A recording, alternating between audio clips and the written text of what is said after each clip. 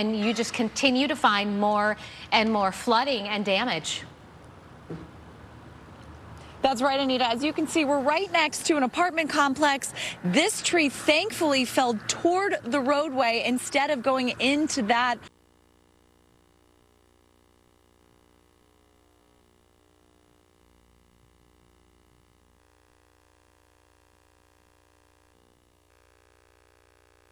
But nothing too heavy right now.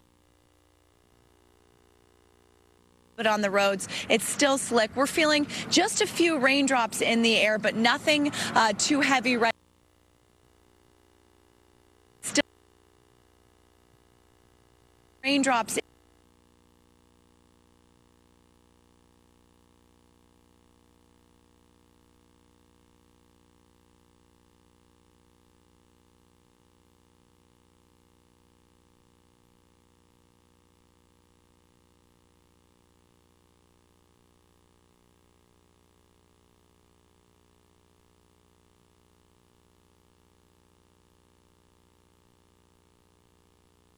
Too heavy right now, but definitely take